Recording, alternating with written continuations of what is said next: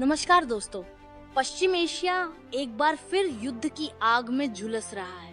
पिछले 48 घंटों में ईरान और इजराइल के बीच ऐसा खून खराबा हुआ है जिसने पूरी दुनिया को हिलाकर रख दिया है। आइए जानते हैं कहाँ क्या हुआ, कितने लोग मारे गए और किन शहरों को सबसे ज्यादा नुकसान पहुंचा।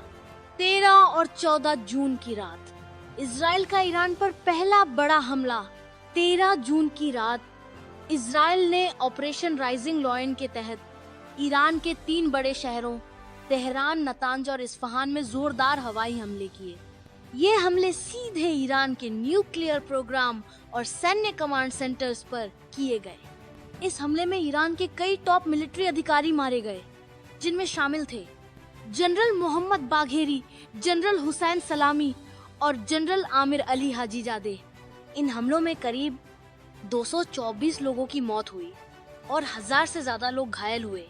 तेहरान में बम शेल्टर खोले गए और आम लोग डर के मारे घरों में कैद हो गए।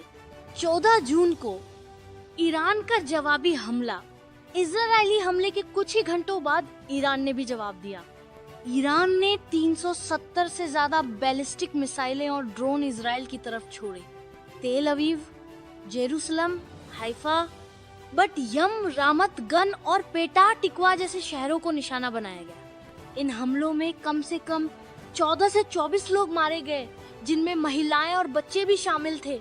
पेटा टिकवा में एक रिहायशी इमारत पूरी तरह गिर गई, बट यम में एक ही परिवार के 4 लोग मारे गए। तमरा नामक अरब बहुल शहर में भी भारी नुकसान हुआ। 15 जून को इजराइल का दूसरा पलटवार। 15 जून को इजराइल ने दोबारा हमला किया। तेहरान में ईरानी रक्षा मंत्रालय, कुद्स फोर्स के मुख्यालय और कई न्यूक्लियर साइट्स को निशाना बनाया गया। इस हमले में फिर से दर्जनों लोग मारे गए। तेहरान और नतांज में ईंधन और गैस संयंत्रों में भी विस्फोट हुए। ईरान की अर्थव्यवस्था को बड़ा झटका लगा। 16 जून, तीसरे दिन की तबाही। 16 जून को ईरान ने फिर से 100 से ज्यादा मिसाइलें छोड़ी। इस बार इजरायली रक्षा मंत्रालय के मुख्यालय, अमेरिकी दूतावास के पास और कई संवेदनशील ठिकाने निशाना बने। इन हमलों में कम से कम 5 से 8 लोग मारे गए और दर्जनों घायल हुए। तेल अवीव का एयरपोर्ट बंद कर दिया गया। इसके तुरंत बाद इजराइल ने तेहरान में कुद्स फोर्स के 10 ठिकानों पर जबरदस्त हवाई हमला किया। वहां भी सैकड़ों लोग घायल हुए। दोनों देशों में मारे गए लोगों की कुल संख्या अब 250 से ज्यादा हो चुकी है। ईरान में लगभग 200 से ज्यादा लोग घायल हैं और इजराइल में सैकड़ों जख्मी। तेहरान और तेल अवीव के कई हिस्से अब खंडहरों में तब्दील हो चुके हैं। वहां से आ रहे वीडियो दिल दहला देने वाले हैं।